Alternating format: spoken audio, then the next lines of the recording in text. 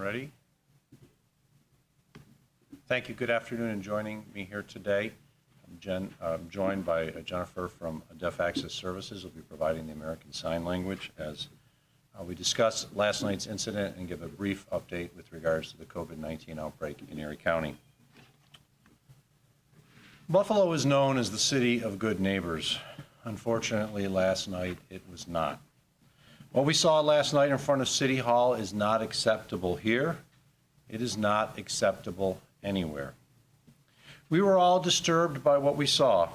A 75-year-old man being pushed back by two police officers, fall, suffer a serious head injury when his head snapped back and struck the sidewalk, and then watch as one officer bends down to assist the man, only to be pushed forward by another. We were sickened as a community last night, just like we were sickened earlier this week when we saw the video of the vehicle drive through the line of police officers, striking three, and seriously injure New York State Trooper Ronald Emsminger, Jr. when the vehicle drove over him. And we were sickened as a country when we saw the 9-minute video of the murder of George Floyd. This is not who we are as a community. This can't be who we are as a community or a country. That is why we must speak up against racial injustice and police brutality, because we cannot deny that systemic racism or police brutality exists in our country, or for that matter, our community. One of the most basic tenets of our country is the right to peacefully protest, or as it is described in the First Amendment to our Constitution, the right of the people peaceably to assemble and to petition the government for a redress of grievances. Earlier yesterday, I was in Niagara Square saying we must always protect the right to peacefully protest. We all have an obligation to protect the right of others to free speech, peacefully protest, and grieve our government. Police and other law enforcement have a duty to serve and protect the public. We need them to be the guardians of the public, not warriors engaged in battle with the public. I know many police officers, and I know they serve with honor. And I know they were angered and disturbed at what they saw themselves, because it is unacceptable. That is why the officers must be held responsible for their actions. As has been announced, the officers have been suspended pending an ongoing investigation by the Buffalo Police Department. Additionally, District Attorney John Flynn announced his office is investigating the incident to determine if criminal action is warranted. I know District Attorney Flynn will do the right thing. Unlike other prosecutors elsewhere, or for that matter, in our own county's past, District Attorney Flynn has a proven history of pursuing prosecutions against law enforcement officers who break the law. I trust him to do the same in this matter. I believe all these actions must be taken and the proceedings play out, because we live in a society that is governed by laws, a society where due process is guaranteed to all and people are presumed innocent until proven guilty. We can only address racial injustice and eliminate police brutality when we are united in our efforts and do so under the law. That is why we must jointly defend the rights of all to peacefully protest and support the members of law enforcement that truly honor their pledge to serve and protect the public. And we must work together to institute real reforms in police departments across our country, starting right here in Buffalo and Erie County. So I ask those who will peacefully protest, I ask those who will protest today and going forward to do so peacefully, so we can move our community forward. Let us go forward united in our efforts to create a more just and fair society to all. That is how we form a more perfect union for all. Finally, I want to offer on behalf of myself and the community my best wishes for a speedy recovery to the gentleman who was injured last night, Mr. Martin Gugino. I also want to offer, on behalf of myself and the community, my best wishes for a quick as recovery possible to Trooper Ronald Ensminger Jr., who, as we know, was most grievously injured when the vehicle ran over him on Monday night. I have been informed today by representatives from the Erie County Medical Center that he is progressing in his recovery, which is good news to hear. And we are all hoping that both of them recover fully as quickly as possible. Now, before I take questions on this incident, I would like to give a brief update on the COVID-19 outbreak in Erie County. As of the end of yesterday, there were 6,289 confirmed COVID-19 cases since the beginning of the outbreak in our county, out of 68,767 people tested. Unfortunately, we have had more deaths in our community, and there are now, as of the end of yesterday, 556 individuals who have died as a result of COVID-19. And I offer my deepest condolences and sympathies to the family members of those who've lost a loved one in this unfortunate virus crisis. As of June 3rd, 2020, there were 118 individuals admitted to Erie County hospitals. That continues to decline, which is a very good sign. We are a little worried to see that the number of individuals in the ICU units has increased to 33. It has grown by 5 in just 2 days alone. And there are 18 individuals with an airway assist in Erie County hospitals as of June 3rd. The positive test rates for diagnostic and antibody testing are dropping. That continues to see, though while we're doing thousands of tests a week, we are seeing a decline in the number of those that are actually testing positive. So there are less people testing positive as compared to those that we had seen in the past. Once again, all elective surgeries can and have started again, I believe, at hospitals and ambulatory care centers across Erie County. That was announced earlier this week by Governor Cuomo. I have some important information regarding the COVID-19 call center. Of course, our special number is 858-2929. Starting tomorrow, the new hours will be Monday through Saturday, 9 a.m. to 5 p.m. Since we instituted the call center, more than 47,000 calls have been received, answered by our representatives of the Erie County Department of Health. Once again, the phone number is 858-2929. Foreign language interpretation is available for those who may need it.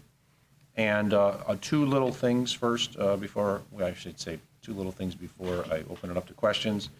Erie County Department of Health is running antibody test clinics every Tuesday, Thursday, and Saturday, and diagnostic test clinics on Monday, Wednesday, and Thursday at various locations throughout Erie County.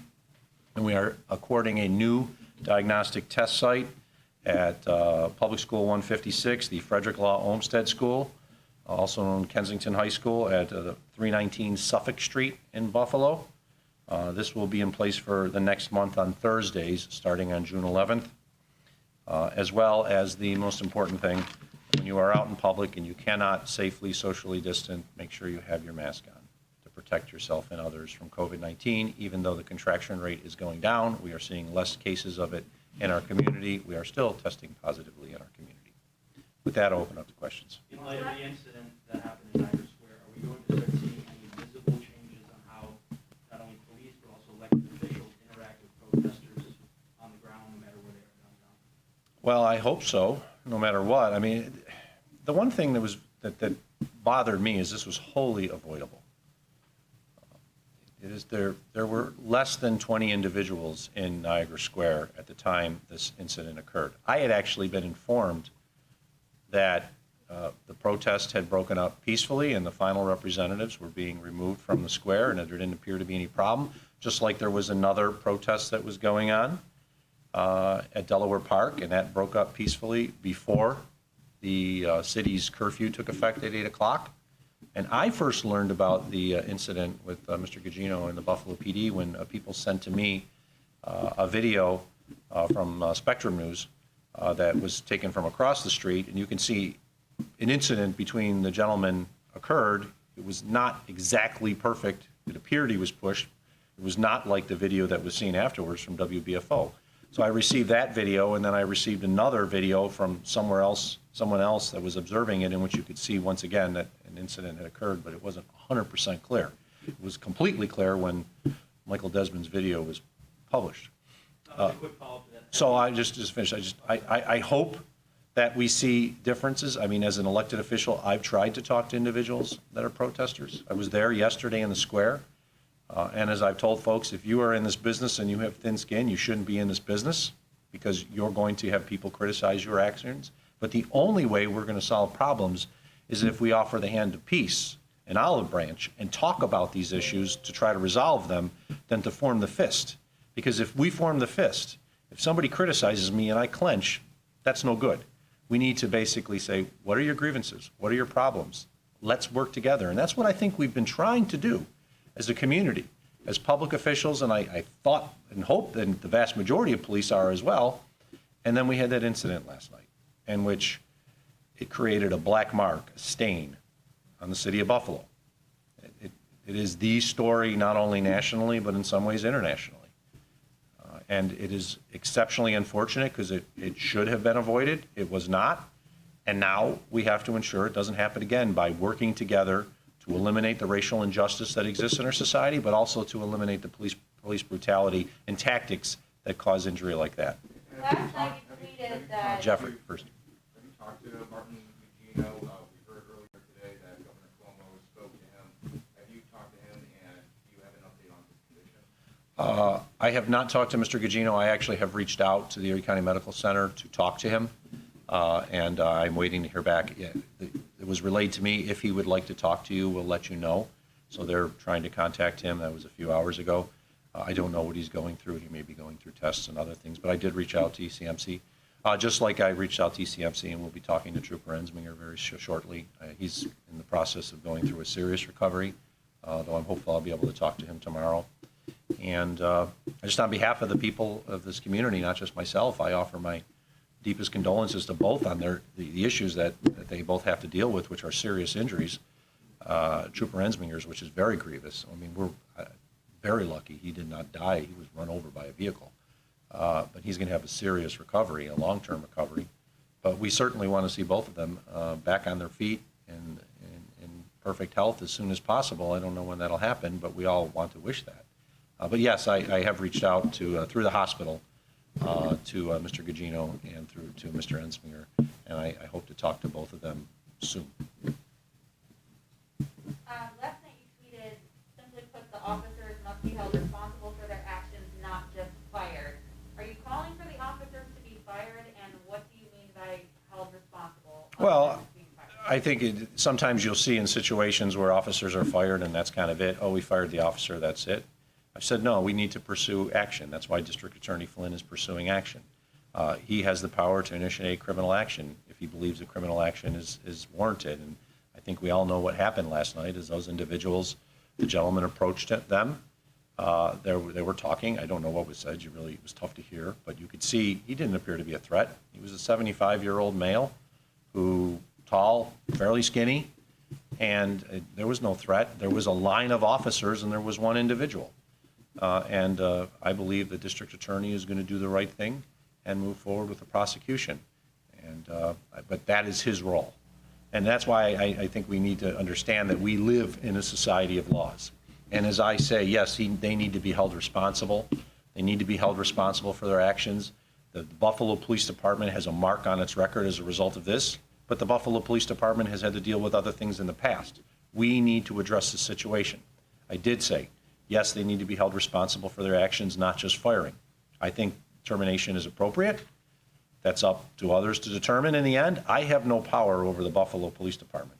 I think each of the individuals in this room understand that. If there's one thing I've learned about social media in the last 12 hours is that people across the country and the world think I have the power to discipline these officers, to fire them, and to take appropriate action as county executive, and the answer is I do not have that power. That power lies in the hands of the City of Buffalo Police Department, and the power of prosecution lies in the hands of the Erie County District Attorney's Office. I have voiced my opinion, but I'm an attorney and I understand we have to live by laws. And so certain actions must be taken under the law with regards to their due process rights associated with termination, but also what was going to happen with regards to any criminal actions. Sandra? Can you talk about the next few days? I mean, we're hearing that things can ramp up, that there might be even bigger protests coming up. I'm interested to know if that's similar to what you heard, and if that's the case, have you had any conversations with the city or with law enforcement about, adjusting the strategy so that what happened last night does not repeat itself, or any other kind of changes you want to make, you'd like to see happen so that we don't have a repeat of history? Well, in case it wasn't heard, there was a question of, am I worried about what may happen in the next few days with regards to future protests and what actions will be taken? And yes, I am concerned. I know that there's a protest, to my understanding, that's going on right now near the mayor's house. I understand there's going to be another protest in Niagara Square tonight. We are expecting a protest tomorrow in Niagara Square. And I believe there was a protest in East Aurora today. I am very worried about the actions that can be taken. And I think it's incumbent upon all of us to protect the rights of individuals to peacefully protest. Peacefully protest is not the same as throwing rocks and bricks and bottles of water at police. That is not peacefully protesting. And we're only going to work together as a society to solve the problems and cure the ills of racial injustice and police brutality if we work together to do it, if we're united in it, and we're not fighting each other. We have to do that. So, yes, I am concerned about what might happen. I'm not concerned about a peaceful protest. If people are going to peacefully protest, I have no concern over that. And none of us should have a concern over a peaceful protest. I am concerned about the anger that's in people's hearts and minds over what they've seen, and not just from last night, but also beforehand. We can be angry, but we need to ensure that we take that anger and we translate it and transform it into something that creates a better society for all. Not fighting with each other, not going from a peaceful protest to rioting and looting.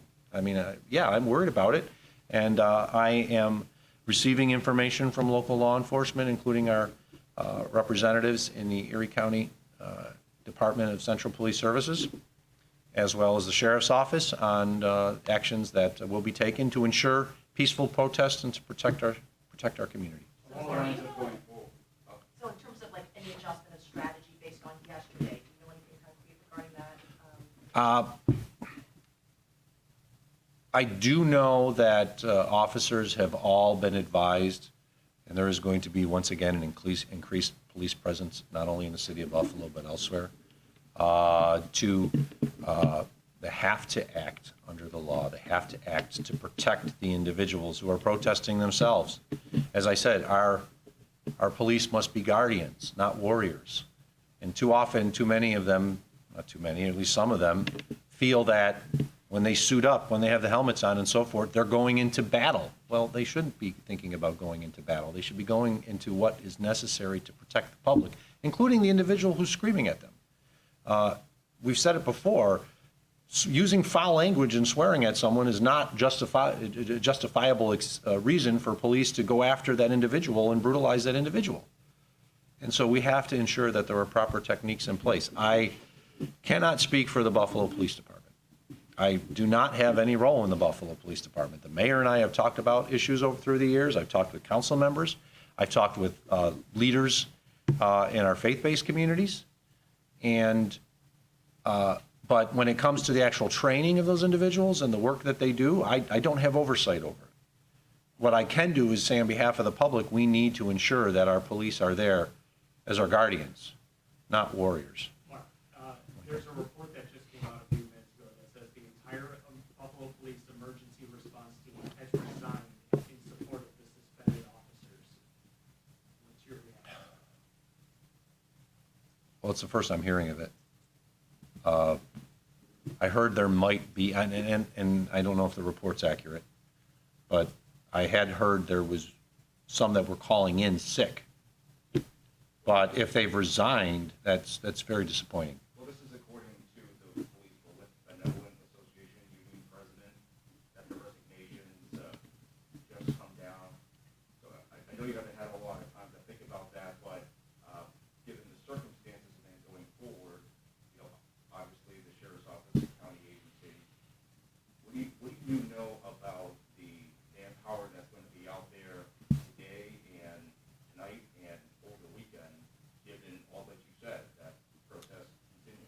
Well, the state troopers have brought in significant numbers of troopers into our region. Probably more troopers that we've had that I can ever remember, even more than we'd have in a snowstorm. I do know that not only are we worried in the county, but the state is worried about what may take place in the next few days in our community, as now Buffalo has become a flashpoint with regards to the issue of police brutality. I'm disappointed to hear if the officers did resign, because they are swearing when they become an officer to serve and protect and to uphold the law. It's not to uphold the laws as they choose in that instant. It's to uphold the law, including ensuring that what they do, not only preventing criminals from entering into criminal activity, but ensuring that they don't do activity and engage in activity that could be criminal in nature. I'm very disappointed if they've resigned. I don't know how many individuals that are. As I said, I have no oversight directly over or any oversight that is over the Buffalo Police Department. And my goal as county executive is to ensure the safety and welfare of the entire public. The individuals that are protesting are general members of the public who maybe not, as well as our local police force, because I want each and every one of them to be safe in all of their endeavors. Being a police officer is a very difficult task. There's no doubt about it. And it's important that we understand that we as a community need to have officers who are working on our best behalf and honoring their pledge to serve and protect.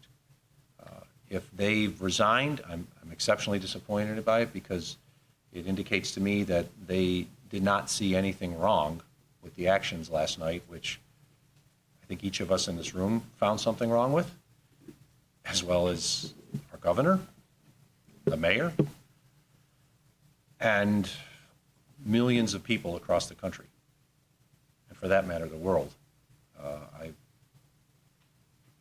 I've never seen the response to at least a tweet that I put out like last night, like I have. I've never seen a response in the past to the tweet I put out last night from all over the world. Other parts of North America, I saw South America, Europe. We are going through stressful times I can never remember during my life. Someone asked me, is this the most difficult time during your administration or years in county government? And the answer is yes. We're going through a global pandemic that's taken over 550 lives in our own community. We've seen the anger and the protests across our community as a result of the murder of George Floyd at the hands of the officers in Minneapolis. And the anger is real, and the anger needs to be focused into how do we address these racial injustices. And even though it doesn't compare to the other two, we're dealing with a financial crisis in Erie County, in which we are facing a $130 million plus deficit, and I may, if we don't get assistance from the federal government, have to lay people off when the last thing we want to do is lay people off. It is a very, very tense time, the worst time I've ever seen as county executive. But the way we'll get through it is if we do it together, we're united in our efforts, and we realize that in the end that we are stronger as one. E pluribus unum. Are you planning to do curfews tonight or this weekend? I don't have any plannings at this time. We have no indication of issues across the rest of Erie County. It is my understanding the mayor is still implementing the curfew in the city of Buffalo through Sunday night. So it's my understanding there will be a curfew tonight in the city of Buffalo from 8 p.m. to 5 a.m. I have spoken to representatives from law enforcement to determine if there are any issues that would make me believe that a curfew is necessary in other parts of Erie County. The two other cities, City Tonawanda, City Lackawanna, as well as the 25 towns, and the answer is we don't have any indication of that. But that is not to say there won't be increased police presence once again. If I've had reports from people that live in other communities that they've never seen as much police on the roads as they have seen in the last few days, not just in the city of Buffalo, but elsewhere. Pretty much every police force seems to be working at full capacity. And if an individual is not sleeping because they're off their hours, they're working. If that report is true, Just finish. If that report is true, and the Buffalo Police Emergency Response Team has resigned, does that mean that Erie County and the city of Buffalo needs to have I'm going to talk to our law enforcement personnel afterwards to find out, to see. I don't have the exact numbers of individuals that would be available tonight. And I'm not exactly certain how many members of the emergency response team there are in the city of Buffalo. I don't know if it's 20, if it's 40, if it's 100. I don't. It's actually just confirmed 57 57. officers have resigned as Okay. a show of quote support and disgust. Well, I will talk to law enforcement afterwards. As I said, I don't have any indication that there would be substantial issues so that we would implement a curfew across Erie County. I will have to talk to our representatives in the Central Police Services, which helps coordinate the agency responses.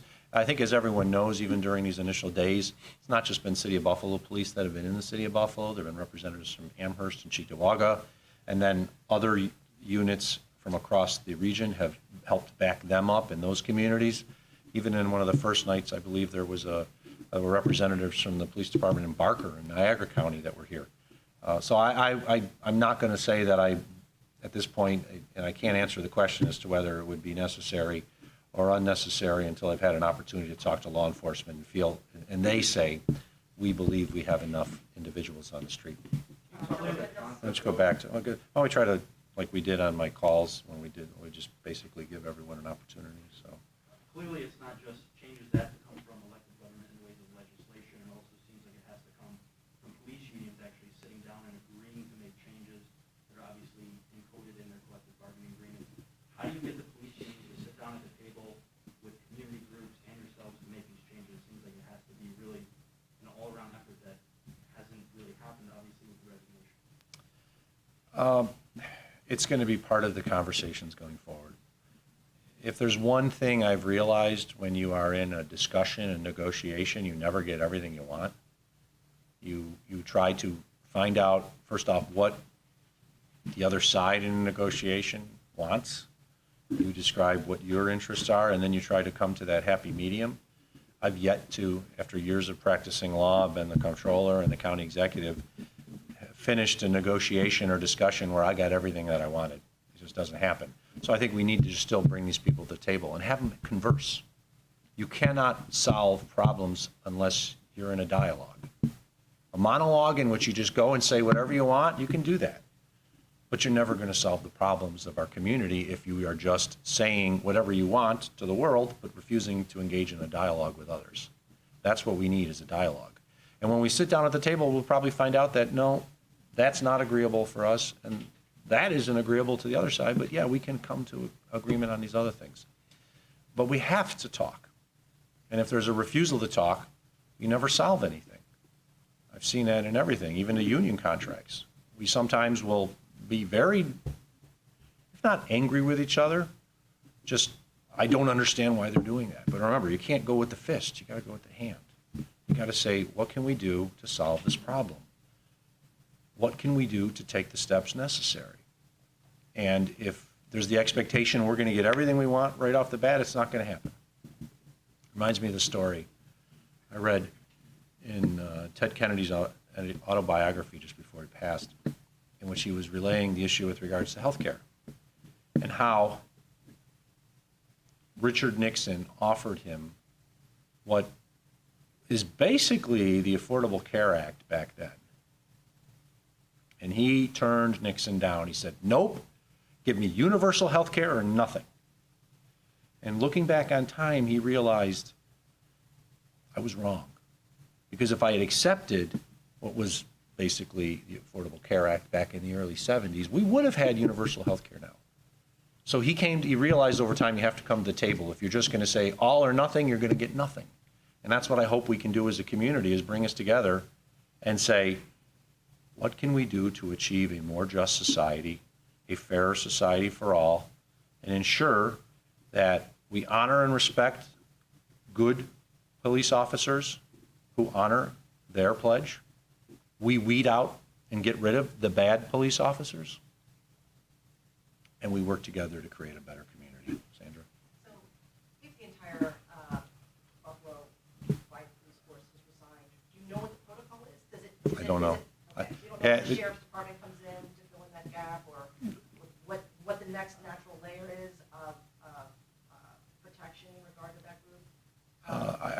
In regards to what is the protocol if they have resigned, I don't know. I can't answer that question.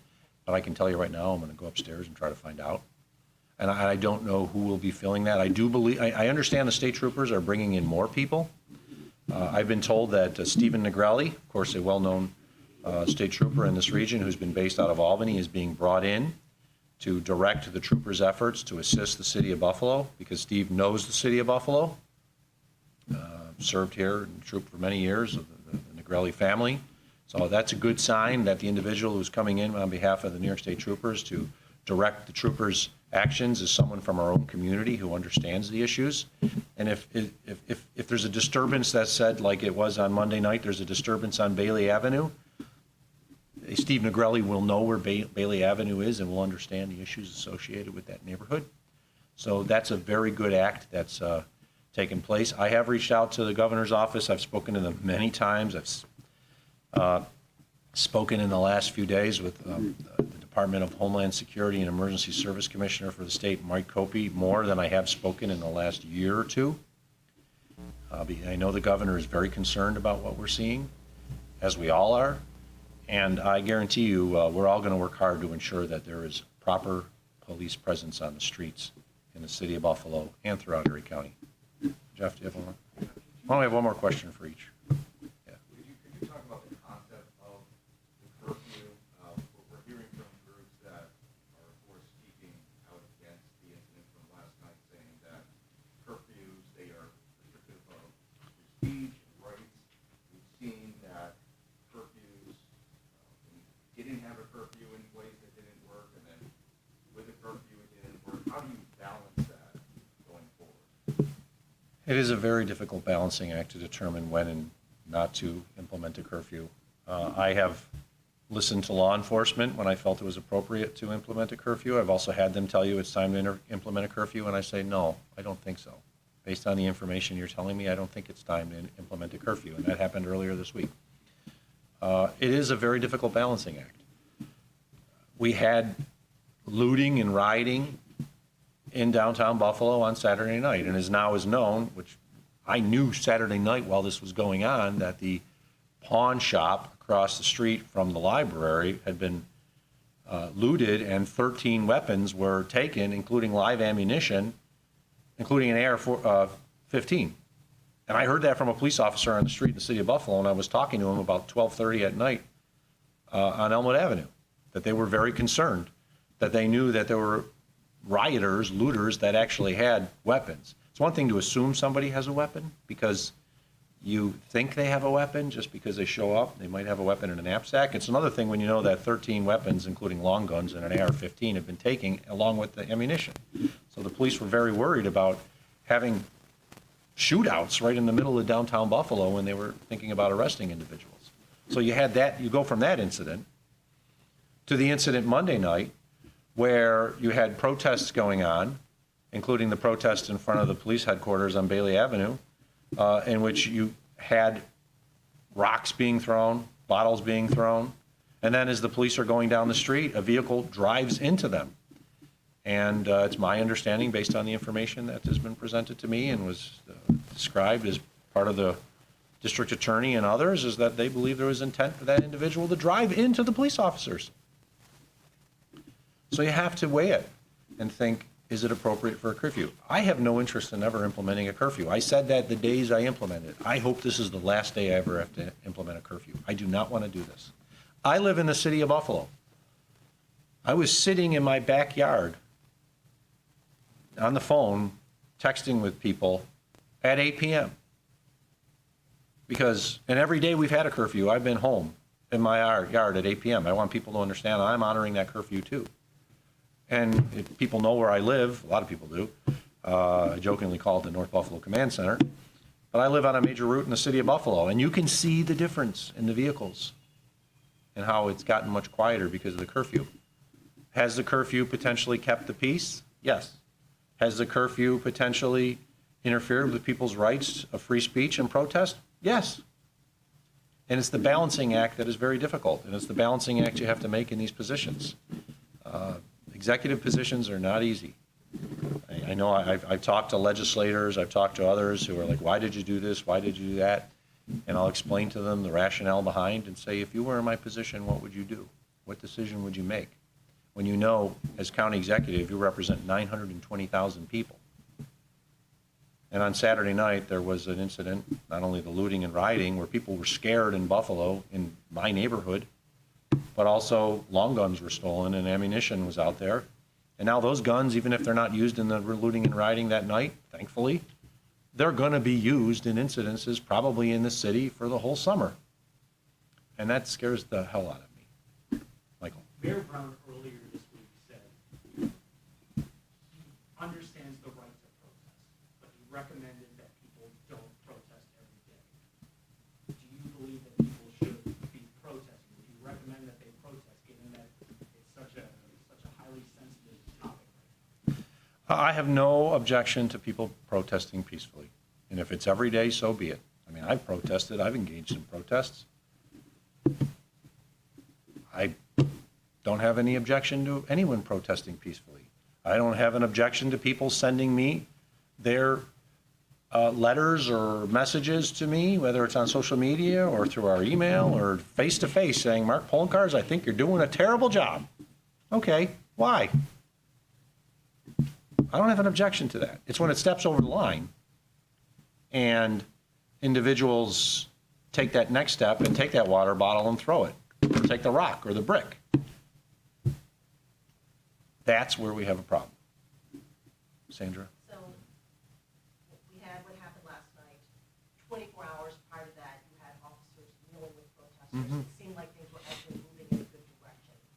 Do you feel that what has happened, and with the upcoming protests that are occurring over this weekend, do you think this is undone? Any kind of positive goodwill that might have been built up over the past few weeks? The question was, is there positive goodwill that had been built up in the last few weeks destroyed as of what happened last night? I hope not. I hope that individuals that are protesting understand that the individuals who knelt with them the night before did so because they really understand the issues and want the people to understand that they do want to solve racial injustices and they do want to solve the issues of police brutality. I'm not necessarily a glass half full, glass half empty guy. I'm more of a realist. And I especially in these positions, you have to be a realist.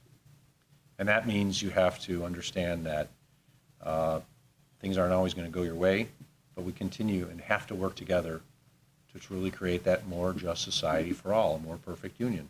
And it's there right in the Constitution, in the preamble, to form a more perfect union. And even our founding fathers knew at that time that the Constitution they were creating was not perfect. And the laws that we have today and the society we have today are not perfect. And the only way we will solve that is by finding a way to work together. And if it's police officers kneeling to show that they respect the arguments that are being made by the individuals, and we work together, great. I mean, that's exactly what needs to be done.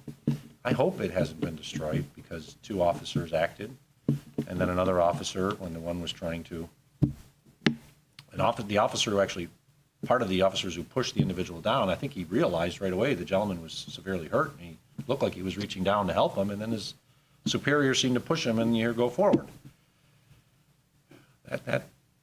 That one action, I hope, does not destroy the efforts of so many to reach that agreement for all, that we can work together, and that it is an honest attempt. It's not just being something that is done to show, to make it look like that they care when they actually don't.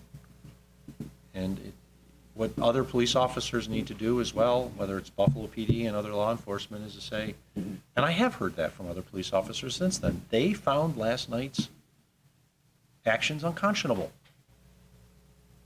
That's what's going to help resolve it. Is when other police officers speak up and say, I disagree with others, and maybe I'll be ostracized among the force for saying so, but I believe that was wrong. And those officers need to be held responsible. Part of it is saying it's different, but it's like when we hear about corruption and things like that in government. There are good people in both political parties who are trying to work hard to create a better community, a better society. But everyone thinks you're all corrupt because you're politicians, because you see the corrupt politician out there and the one who's on the take or the one who's involved in sexual harassment and stuff like that. There are good people. And as one of, I would like to think, one of the good people, when those individuals break the law or engage in inappropriate behavior, they need to be held responsible. And it's elected officials like myself and others who say that when it happens on both sides of the table. Same thing needs to happen with police officers. Are you concerned with the increasing number of protests? So that's large groups of people gathering together from different communities. Are you concerned this will have a negative impact and kind of throw us back possibly in phases with the virus? Yeah, I'm always concerned about the coronavirus. I've lived my life, it seems like, the last few months dealing with COVID-19 since I know it was March 15th when I declared the state of emergency. We were concerned. Dr. Burstein, our health commissioner, is very concerned about the impact this can have. I was talking to Reverend Kaiser Pointer today, who's one of the spiritual leaders of our community, is the chairperson of our Erie County Poverty Committee, as well as a coordinator of the African American Health Disparity Task Force, and he was saying the same thing. That he's telling folks, if you're going to protest, you got to protest peacefully and you got to do it safely. And if you're going to protest even with a mask on, you might really, depending on the size of the group, you may need to think about getting a PCR test, diagnostic test too. I am worried. We are seeing declining hospitalizations in our region, and the thing that gives me comfort, though, is we are seeing declining tests results that are positive. There were days in which we were testing 400, 500 people, and we'd see 125 to 100 positive. Now we're testing thousands in the day, and we're seeing 50 to 70. And the test percentages are dropping to like 4% of all tests being performed on that day are positive. So I'm glad to see that the coronavirus spread is less than what we were seeing earlier. I'm still concerned because we have an antibody test rate of around 7%, which means that 93% of the people in our community have not come in contact or contracted the coronavirus and are still vulnerable for it. And even if we work our way through a summer, which is better, and we make it into phase 4 and whatever happens potentially after that, we have a fall facing us. And the coronavirus is a version of one coronavirus. It's just, there are multiple coronaviruses. SARS is a coronavirus. MERS was a coronavirus. And what you often see with coronaviruses is they come back in the fall.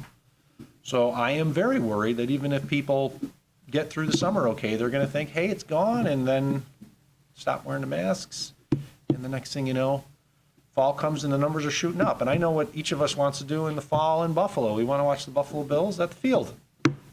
And if the numbers are going up, I'm doubtful that we're going to watch them at the field. I'm hopeful they hold the games. But we have to get through this period of the coronavirus. As I've said all together, we are in this together. I need to be my brother and sister's keeper just as much as they need to be my keeper. Just like we need to do the same thing with racial injustice as well as police brutality. We're all in it together. And if we start thinking only about ourselves, then we run the risk of not only contracting it ourselves, but if we are an asymptomatic transmitter, passing it on to others who are much more at risk. Did you two have any other questions? All right, everyone. If there are any developments through the day, we will keep you updated. As I said, there is no curfew that has been implemented by Erie County. There are no curfews planned in the other communities that I'm aware of, though all other towns and villages and cities could implement a curfew if they so choose. But there is the curfew in the city of Buffalo effective 8 p.m. Thank you, everyone. Be safe.